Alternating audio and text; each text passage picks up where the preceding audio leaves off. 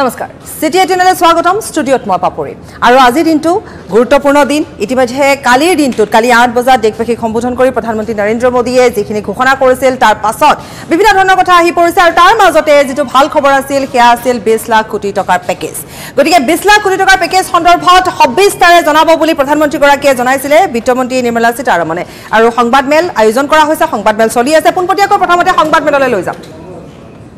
अभूतपूर्व नकदी राइजे की आशा কৰিছিল কালি যি সময়তে ঘোষণা কৰিছিল প্ৰধানমন্ত্ৰী গৰাকীয়ে তাৰ পাছত কেনে ধৰণৰ আশা প্ৰত্যাশা আছিল বা কোট কেনে ধৰণে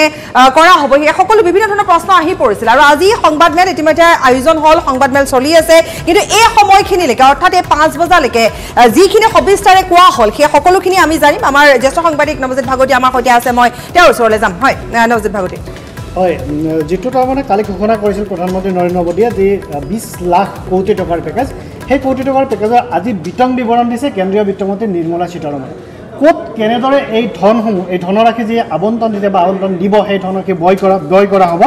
সেই কথা ক্ষেত্ৰত দিছে যে 3 লাখ কোটি টকাৰ এটা পেকেজ দিছে এমএসএমই সেক্টৰলৈ অৰ্থাৎ ক্ষুদ্ৰ আৰু মজলীয়া উদ্যোগৰ বাবে এটা ভাল খবৰ যে তেখেত তাৰ বাবে দিছে 3 লাখ কোটি টকাৰ পেকেজ আৰু তাত ঋণ দিব কিন্তু এই ঋণ কোনবিলাক উদ্যোগে পাব ঋণ পাব যাৰ 25 কোটি টকাতকৈ অধিক ধন লোন হিচাপে দিবলৈ বাকি আছে তেনেকুৱা উদ্যোগে পাব অথবা 100 কোটি টকাৰ যাৰ বছৰি টাৰ্নওভাৰ তেনেকুৱা উদ্যোগে এই লোনসমূহ পাব আৰু তেনেকুৱা উদ্যোগৰ বাবে 12 মাহৰ বাবে মৰেটৰিয়াম ঘোষণা কৰিছে অৰ্থাৎ 12 মাহৰ বাবে তেওঁলোকে ইএমআই দিব নালাগে আৰু সেই ইএমআইৰ অৱশ্যে সুত দিব লাগিব ইয়াৰ পূৰ্বে যেনে ধৰণে লোন দিছিল আৰু লোনৰ ক্ষেত্ৰত যে 3 মাহৰ মৰেটৰিয়াম ঘোষণা কৰিছিল তেনে ধৰণে এইবাৰ এমএসএমই উদ্যোগৰ ক্ষেত্ৰত 12 মাহৰ মৰেটৰিয়াম ঘোষণা কৰিছে কেন্দ্ৰীয় চৰকাৰে আৰু কেন্দ্ৰীয় বিত্তমন্ত্ৰী নিৰ্মলা সীতাৰমণ আৰু কেন্দ্ৰীয় বিত্ত ৰাজ্যমন্ত্ৰী অনুৰাগ ঠাকুৰৰ যি যুটীয়া সংবাদমেল তাত এই কথা ঘোষণা কৰা হৈছে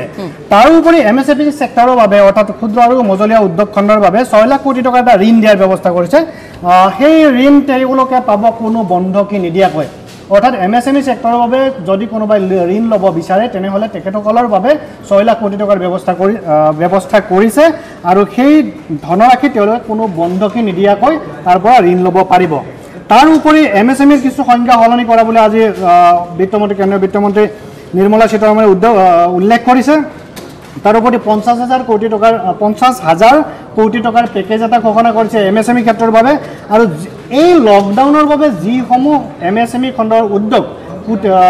ক্ষুদ্ৰ আৰু মজলীয়া যি উদ্যোগ যিসমূহ সংকটাপন্ন হৈছে তাৰ বাবে 20,000 কোটি টকাৰ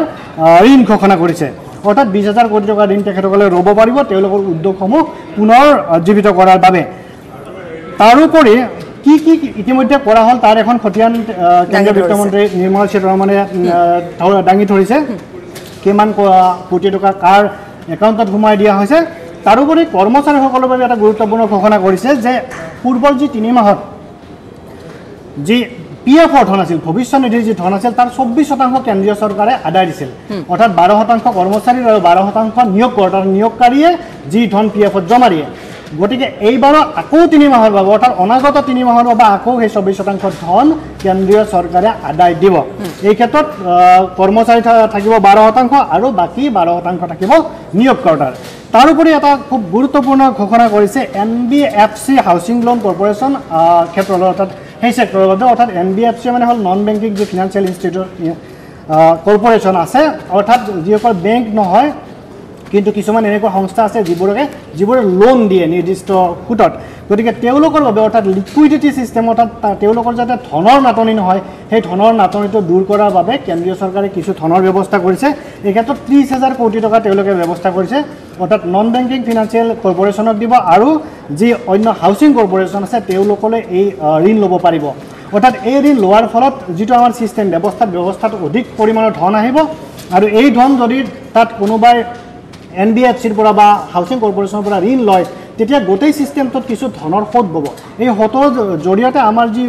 অৰ্থনীতি আছে অৰ্থাৎ ভাগি পৰা অৰ্থনীতি তাক উদ্ধাৰ কৰিবলৈ সক্ষম হ'ব বুলি কেন্দ্ৰীয় চৰকাৰে আশা প্ৰকাশ কৰিছে এতিয়ালৈকে এইখিনি ব্যক্ত কৰিছে আৰু কিছু প্ৰেছ মিট অথবা সংবাদমেল অব্যাহত আছে আৰু নিশ্চিতভাৱে আৰু কিছু ঘোষণা এই সময়ছোৱাত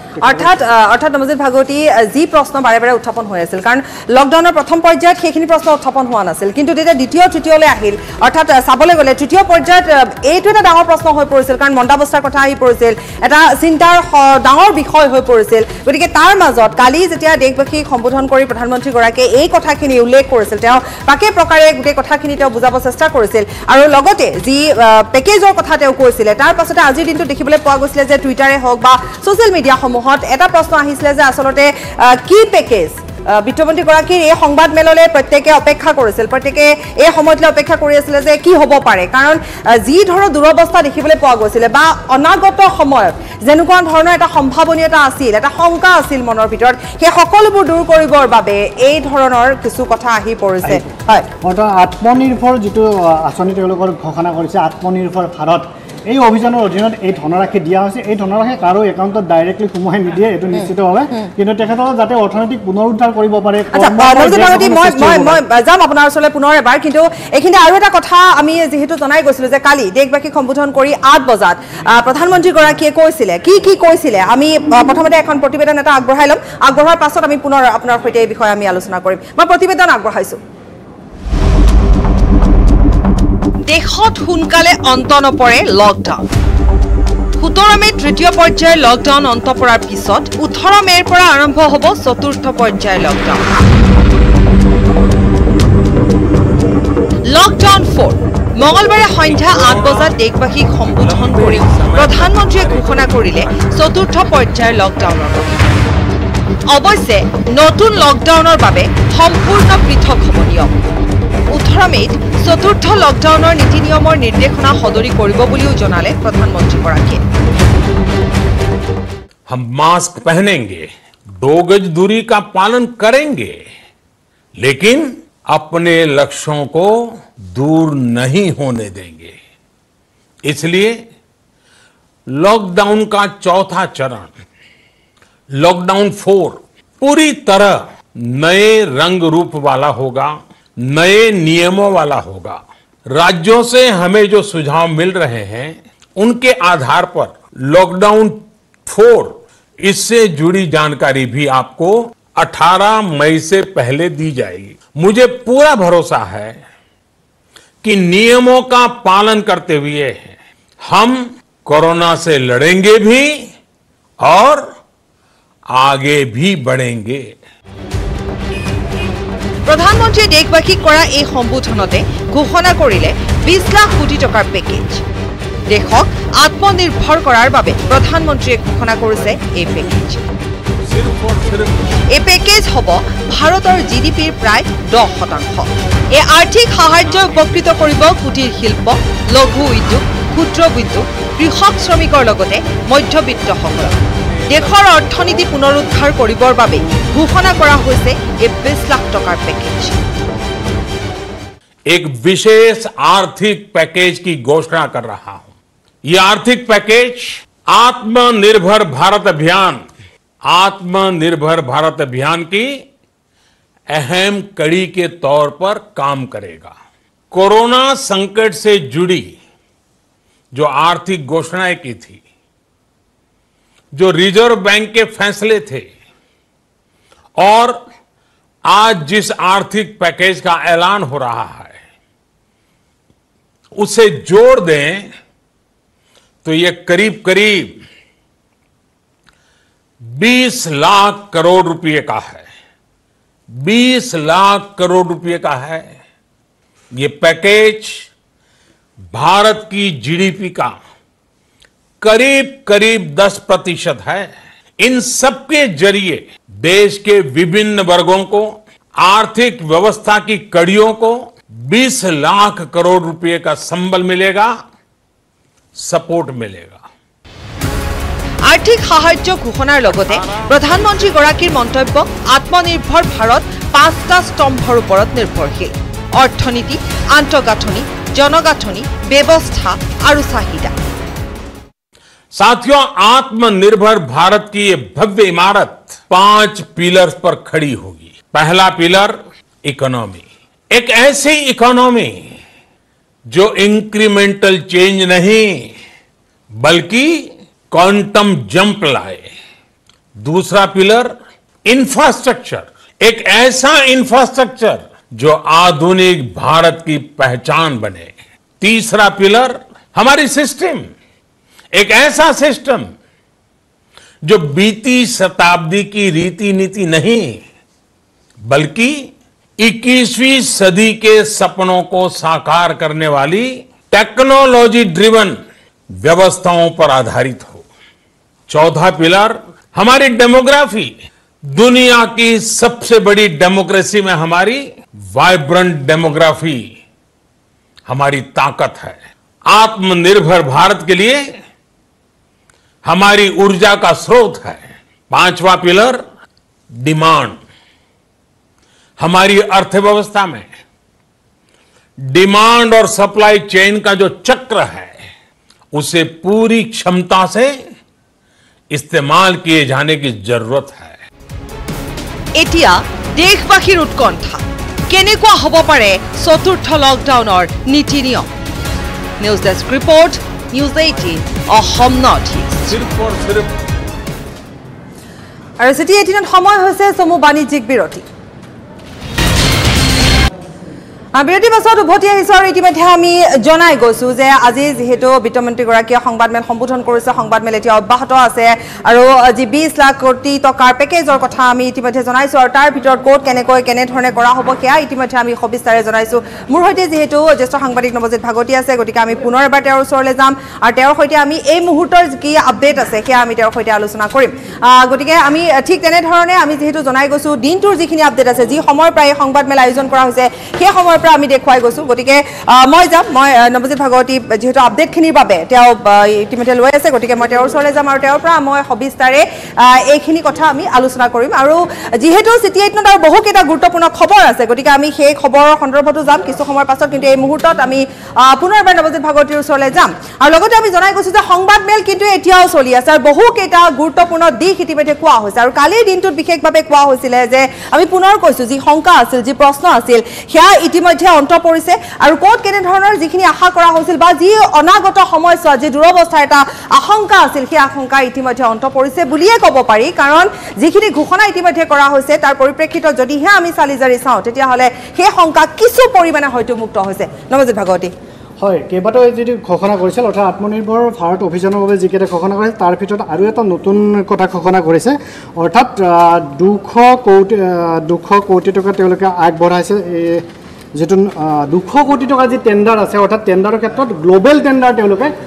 তাত নিবিদা আহ্বান কৰিব নোৱাৰিব। অৰ্থাৎ আন্তঃৰাষ্ট্ৰীয় অৰ্থাৎ বিদেশৰ পৰা বস্তু যিটো ক্ৰয় কৰা এটা বা নিবিদা আহ্বান কৰা যি ছিষ্টেম আছিল সেই ছিষ্টেমটো বন্ধ কৰিছে। বন্ধ কৰি 200 কোটি টকা পৰ্যন্ত যদি নিবিদা আহ্বান কৰিব লগা হয় সেয়া ঘৰত অৰ্থাৎ দেশত উৎপাদিত সামগ্ৰী বা কোম্পানীৰ পৰা ক্ৰয় কৰিব লাগিব। এইটো নতুন নিয়ম এটা কৰিছে, যাতে এই নতুন নিয়ম এইটো কাৰণে যে প্ৰধানমন্ত্ৰীয়ে যিটো থলুৱাৰ ক্ষেত্ৰত অতি গুৰুত্ব দিছিল তাৰ বাবে যাতে কোনো চৰকাৰৰ কোনো বিভাগে বিদেশৰ পৰা বস্তু ক্ৰয় কৰাৰ ক্ষেত্ৰত গুৰুত্ব নিদিয়ে বা তাত কোনো তেওঁলোকে পদক্ষেপ নলয়, সেইটো ৰোধ কৰাৰ বাবে ইতিমধ্যে এই নিৰ্দেশনা জাৰি কৰা হৈছে। কিন্তু নৱজিৎ ভাগৱতী, এটা অতি গুৰুত্বপূৰ্ণ দিশ যদি আপুনি চায় যে বিশ্বলৈ কিন্তু অৰিহণা অব্যাহত ৰাখিব, যিটো কথা কালিও সেই প্ৰসংগক্ৰমে উল্লেখ কৰিছিলে প্ৰধানমন্ত্ৰীগৰাকীয়ে যে বিশ্বলৈ যি অৰিহণা সেয়া কিন্তু অব্যাহত ৰাখিব। গতিকে আজিৰ দিনটোতো সেই কথাটো আহি পৰিছে। নিশ্চিতভাৱে সেইটো কথা আহি পৰিছে, কাৰণ আমাৰ ইম্পৰ্ট অৰ্থাৎ যিটো ৰপ্তানিৰ ক্ষেত্ৰত গুৰুত্ব দিবই লাগিব। ৰপ্তানিৰ ক্ষেত্ৰত গুৰুত্ব দিব এইকাৰণে যাতে থলুৱা উৎপাদনটো যাতে বৃদ্ধি হয় আৰু থলুৱা যাতে মাৰ্কেট এখন লাভ কৰিব পাৰে। ইতিমধ্যে আমাৰ দেশৰ এখন নিজা মাৰ্কেট আছে, তাৰোপৰি আমাৰ চুবুৰীয়া 2-এখন দেশৰ মাৰ্কেট আছে আৰু বিদেশৰ যাতে আন মাৰ্কেটসমূহ এক্সপ্ল'ৰ কৰিব পাৰে আৰু ভাৰতত উৎপাদন হোৱা যিসমূহ সামগ্ৰী সেইবিলাক যাতে বিদেশলৈ ৰপ্তানি কৰিব পাৰে, সেইবাবেই কেন্দ্ৰীয় চৰকাৰে এই ক্ষেত্ৰত অধিক গুৰুত্ব দিছে আৰু ৰপ্তানিৰ ক্ষেত্ৰত দিছে। আৰু তেওঁলোকে যিটো কথা আপুনি কৈছে যে আন দেশলৈ তেওঁলোকে ৰপ্তানি কৰিব বা আন দেশৰ ক্ষেত্ৰত ব্যৱস্থা ল'ব, সেইটো ইতিমধ্যে কেন্দ্ৰীয় চৰকাৰে নিশ্চিত কৰাৰ বাবে ব্যৱস্থা গ্ৰহণ কৰিছে। আপোনাক ধন্যবাদ জনাইছোঁ। গতিকে আমি যিহেতু পৰৱৰ্তী বাতৰিৰ মাজলৈ যাম, গতিকে পৰৱৰ্তী বাতৰিত কি থাকিব পাৰে সেই সন্দৰ্ভত আমি জনাম আমাৰ দৰ্শকসকলৰ কাৰণে। আজিৰ দিনটো যিটো গুৰুত্বপূৰ্ণ বিষয় আছিল সেই সন্দৰ্ভত ইতিমধ্যে আমি আলোচনা কৰিলোঁ। গতিকে আমি পৰৱৰ্তী বাতৰিৰ মাজলৈ যাম। আজি আন এটা গুৰুত্বপূৰ্ণ কথা, আন এটা গুৰুত্বপূৰ্ণ বিষয় সেয়া হৈছে যে বিশেষ ৰেলৰ কথা কোৱা হৈছিল। সেই ৰেল ইতিমধ্যে নতুন দিল্লীৰ পৰা ৰাওনা হৈ আজি গুৱাহাটীত উপস্থিত হোৱাৰ কথা আছিল 5 বজাত। কিন্তু এই মুহূৰ্তৰ গুৰুত্বপূৰ্ণ খবৰ বা ব্ৰেকিং নিউজ হৈছে যে 5 বজাত আহি নাপায় 2 ঘণ্টা 33 মিনিট লেট আছে 2 ঘণ্টা 33 মিনিট পলমকৈ আহি উপস্থিত হ'বহি গুৱাহাটী ষ্টেচন কাইলৈ পুৱাৰ ভাগত ডিব্ৰুগড় পোৱাৰ কথা গতিকে তাতো কিছু পলম হ'ব আজি গুৱাহাটী পোৱাৰ পাছত যিসকল যাত্ৰী তাত থাকিব সেইসকল যাত্ৰী কোৱাৰেণ্টাইন কৰা হ'ব তাৰ বাবে সকলোখিনি ব্যৱস্থা ইতিমধ্যে কৰা হৈছে আমি জনাই গৈছো যে স্বাস্থ্য মন্ত্ৰীগৰাকী যেহেতু উপস্থিত আছে গতিকে তেখেতে সেইখিনি চালিজাৰি চাইছে পৰ্যবেক্ষণ কৰিছে ষ্টেচনৰ পৰা ষ্টেচন চেনিটাইজ কৰা হৈছে পুৱাৰ ভাগতে প্ৰশাসনৰ লোক তাত উপস্থিত হৈছে স্বাস্থ্য বিভাগ উপস্থিত হৈছে গতিকে আমি সকলো খবৰ লাভ কৰিম ষ্টেচনতো আমাৰ সাংবাদিক আছে সমান্তৰালভাৱে আমি কৈছো যে কোৱাৰেণ্টাইন কৰা হ'ব যাত্ৰীসকলক ঠিক তেনেধৰণে যাত্ৰীসকল কোৱাৰেণ্টাইনত ক'ত থাকিব সেয়াও আমি সবিস্তাৰে জনাম আমাৰ সাংবাদিক তাতো থাকিব কিন্তু তাৰোপৰি আৰু বহুকেইটা খবৰ যেহেতু আছে আমাৰ হাতত কাৰণ ৰেল যাত্ৰা সন্দৰ্ভত মই মুকুন্দ কি আছিলে আমাৰ হাতত আমি দৰ্শকসকলক জনাম এই সন্দৰ্ভত হয় আমাৰ হাতত আছে যে ট্ৰেইন যোগে বহিৰাজ্যৰ পৰা অহা লোকসকলক 5টা ৰেল ষ্টেচনত আহি নামিব তেওঁলোক আৰু তেওঁলোকক কোৱাৰেণ্টাইন কৰা হ'ব ইতিমধ্যে আমি জনাইছোৱে আৰু কমিউনিটি ৱাইজ কোৱাৰেণ্টাইন কৰাৰ ব্যৱস্থা কৰা হ'ব অতি গুৰুত্বপূৰ্ণ কথা এইটো আৰু লগতে একোখনকৈ কমিটি গঠন কৰা হৈছে জ্বৰ কাহ বা ডায়েৰিয়া বা ডিচেণ্ট্ৰি হলে সোৱাইপ কৰা হ'ব কিন্তু যদি নহয় তেতিয়াহ'লে কৰা নহয় সেইটো এটা গুৰুত্বপূৰ্ণ কথা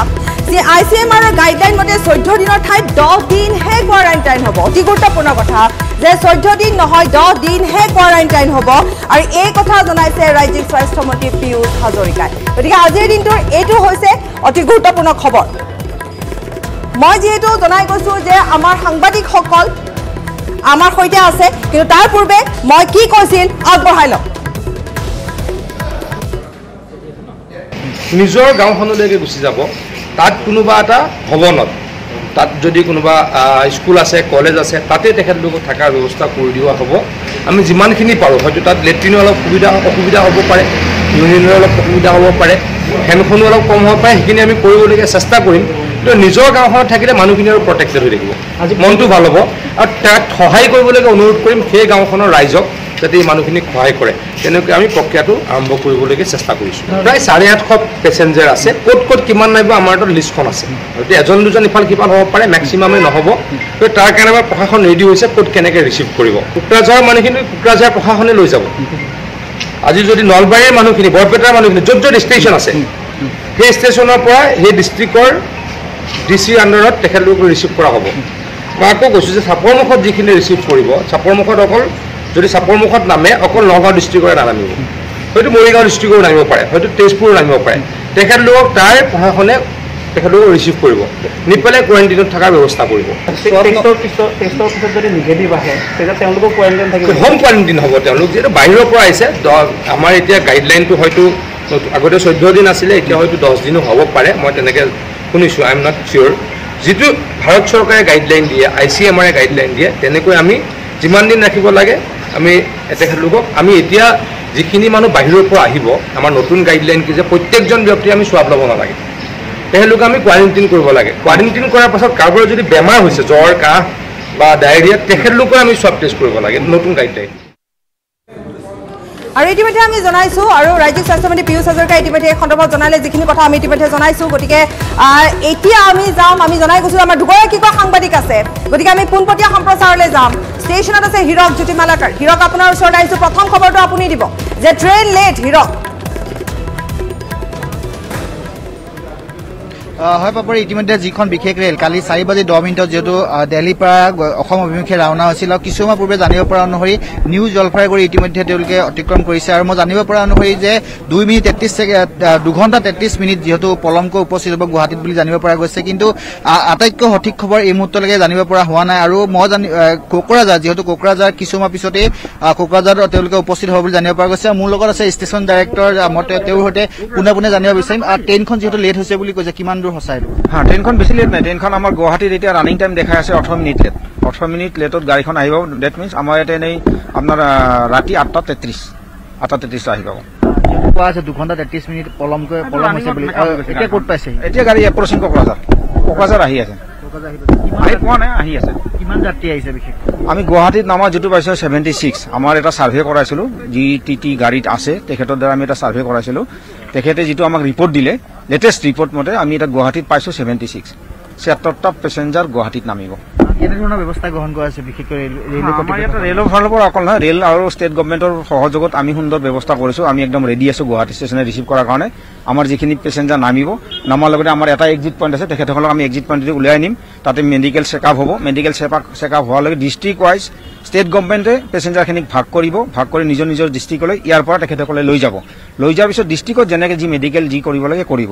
আৰু আমাৰ ইয়াতে যিখিনি পেচেঞ্জাৰ যাব পেচেঞ্জাৰ যোৱাৰ কাৰণে আমি এটা ৰাস্তা ৰাখিছোঁ তেখেতসকলে এইফালেদি উঠি বৰ্তমান আমি তেখেতসকলক ৱেটিং ৰুমত বহাই ৰাখিম যেতিয়ালৈকে পেচেঞ্জাৰ ইয়াত নামি অহা পেচেঞ্জাৰখিনি নামি ওলাই নাযায় তেতিয়ালৈকে তেখেতসকলক আমি প্লেটফৰ্মত যাব নিদিওঁ তেখেতসকলে নামি প্লেটফৰ্মৰ পৰা ওলাই যাব পেচেঞ্জাৰখিনি যিখিনি পেচেঞ্জাৰ আহিব তাৰপিছত যিখিনি পেচেঞ্জাৰ আমাৰ গুৱাহাটীৰ পৰা জাৰ্ণি কৰিব তেখেতসকলক আমি উঠিব দিম প্লেটফৰ্মত গুৱাহাটী কিমান যাত্ৰী আছে বিশেষকৈ যোনখন ট্ৰেইন আহিছে কোৱা হৈছে যে প্ৰকৃত তথ্য এতিয়াও কোনো ক'ব পৰা নাই যিহেতু কিমান আহিছে আপোনাৰ ফালৰ পৰা আমাৰ গুৱাহাটীত এতিয়া ৭৬ আছে গুৱাহাটীত নামিবৰ কাৰণে ৭৬টা পেচেঞ্জাৰ আছে যিটো আমি ট্ৰেইনত আমি ছাৰ্ভে কৰি ল'লোঁ এই মাত্ৰ NGPৰ পৰা আমি মানুহ উঠাইছিলোঁ নিউ জলপাইগুৰিৰ পৰা তেখেতে একদম কাউণ্ট কৰি আমাক জনালে এতিয়া ৭৬টা পেচেঞ্জাৰ ইয়াত নামিব গুৱাহাটীত আৰু ট্ৰেইনত যিসকল যাব ডিব্ৰুগড়ে হওক মৰিয়নিয়ে হওক বা বিভিন্ন স্থানলৈ যিসকল যাব এই স্থানলৈ যিহেতু আপোনালোকে ছ'চিয়েল ডিষ্টেঞ্চিঙৰ ব্যৱস্থা গ্ৰহণ কৰা হৈছে তেওঁলোকৰ লগত কি থাকিব লাগিব কেনেধৰণৰ কৰা হৈছে যিসকল ইয়াৰ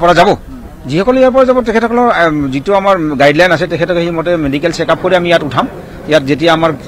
ষ্টেচনত প্লেটফৰ্মত সোমোৱাৰ সময়তে আমি তেখেতসকলক চেকআপ কৰিম যাৰ কনফাৰ্ম টিকট আছে অৰ্থাৎ হিৰক সকলোখিনি ব্যৱস্থা কৰা হৈছে স্বাস্থ্য পৰীক্ষাৰ কথা ইতিমধ্যে আপুনি জনাইছে আৰু ট্ৰেইন পলম হোৱাৰ কথা আপুনি জনাইছে যে কিমান সময় পলম হ'ব আৰু ইতিমধ্যে জানিব পৰা অনুসৰি নিউ জলপাইগুৰি পাইছে গতিকে বহুত বেছি সময় নাই গতিকে হিৰক এই মুহূৰ্তৰ আপডেটখিনি আপোনাৰ পৰা আমি পালোঁ গতিকে আমি জনাই যাওঁ আমাৰ দৰ্শকসকলক যে আজি যিখন ৰেল আহি আছে সেই ৰেলখনৰ পৰা যিসকল যাত্ৰী আছে তেওঁলোকক কোৱাৰেণ্টাইন কৰা হ'ব আৰু কোৱাৰেণ্টাইন কিমান দিন কৰা হ'ব সেই সন্দৰ্ভত আমি জনাইছোঁ স্বাস্থ্য পৰীক্ষা কেনেকুৱা তেনেধৰণে কৰা হ'ব সেয়া আমি ইতিমধ্যে জনাইছোঁ গতিকে ঠিক তেনেধৰণে কাইলৈ পুৱাৰ ভাগত ডিব্ৰুগড়ত যিহেতু ট্ৰেইনখন ডিব্ৰুগড় পাবগৈ গতিকে ডিব্ৰুগড়ত যিসকল যাত্ৰী আছে তেওঁলোকৰ বাবেও ডিব্ৰুগড় ৰেলৱে ষ্টেচনত অৰ্থাৎ বাণীপুৰত কেনেধৰণৰ ব্যৱস্থা কৰিছে সেয়া আমি পুৱাৰ ভাগৰ পৰা জনাই গৈছোঁ চেনিটাইজ কৰা হৈছে ঠিক তেনেধৰণে গুৱাহাটী ৰেলৱে ষ্টেচনো চেনিটাইজ কৰা হৈছে বা স্বাস্থ্য পৰীক্ষাৰ বাবে সকলোখিনি ব্যৱস্থা তাত কৰা হৈছে কোৱাৰেণ্টাইনৰ কথা আমি কৈ আহিছোঁ যে 14 দিনো হ'ব পাৰে 10 দিনো হ'ব পাৰে স্বাস্থ্য পৰীক্ষাৰ অন্ততহে জনা যাব আমাৰ সৈতে আমি পুনৰ কৈছোঁ যে আন এগৰাকী সাংবাদিক ভাস্কৰ আছে আমাৰ সৈতে গতিকে ভাস্কৰ যিহেতু সৰু সজাইত আছে আমি ভাস্কৰৰ পৰা কোৱাৰেণ্টাইন সন্দৰ্ভত আৰু অধিক আপডেট লাভ কৰিম ভাস্কৰ নিশ্চয়কৈ পাপৰি যেহেতু প্ৰথমখন যাত্ৰীবাহী ৰেল 50টা দিনৰ মূৰত আজি আহি পাবহি গুৱাহাটীত আৰু নিৰ্ধাৰিত সময়মতে 8 বজাত গুৱাহাটী ৰেলৱে ষ্টেচন পাবহি য'ত 2100 যাত্ৰী ইতিমধ্যে আহিছে 5টাকৈ যেহেতু ষ্টেচন বান্ধি দিয়া হৈছিলে আৰু গুৱাহাটীত ইতিমধ্যে আপুনি কৈছে যে নিউ জলপাইগুৰি অতিক্ৰম কৰিছে ৰেলখনে আৰু শেষৰটো ষ্টেচন হৈছে ডিব্ৰুগড় অৰ্থাৎ অহাকালি পুৱাৰ ভাগত ডিব্ৰুগড় ষ্টেচনত গৈ সেই ট্ৰেইনখন যাত্ৰা সামৰিব আৰু এইখিনিতে মই কৈ থওঁ গুৱাহাটী ষ্টেচনত 37গৰাকীকৈ যাত্ৰী যিহেতু নামিব তেওঁলোকক ট্ৰেইনত যেতিয়াই গুৱাহাটী ৰেলৱে ষ্টেচন নামিব তাৰ পৰাই তেওঁলোকক তাতেই আচলতে চেনিটাইজ কৰা হ'ব তেওঁলোকৰ যিসমূহ বেগ থাকিব বা তেওঁলোকৰ লগত যিসমূহ সামগ্ৰী থাকিব সেই সকলোসমূহ তাত চেনিটাইজ কৰাৰ পাছত বিশেষ বাহনে আচলতে লৈ আহিব তেওঁলোকক আচলতে ইতিমধ্যে কোৱা হৈছে কেটেগৰী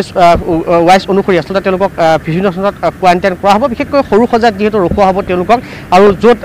ইতিমধ্যে ৰাজ্যিক যিগৰাকী স্বাস্থ্যমন্ত্ৰী তেওঁ স্পষ্টভাৱে কৈছে কেনেধৰণে তেওঁলোকক ৰখোৱা হ'ব বা কিমান দিন তেওঁলোকক কোৱাৰেণ্টাইন কৰা হ'ব আৰু যিহেতু আপুনিও ইতিমধ্যে কৈছে নিউজৰ দৰ্শকসকলক যে এই মুহূৰ্তত 10 দিন যিসকল লোক দিল্লীৰ পৰা আহিব তেওঁলোকক 10 দিন ধৰি কোৱাৰেণ্টাইনত ৰখোৱা হ'ব আৰু তেওঁলোকক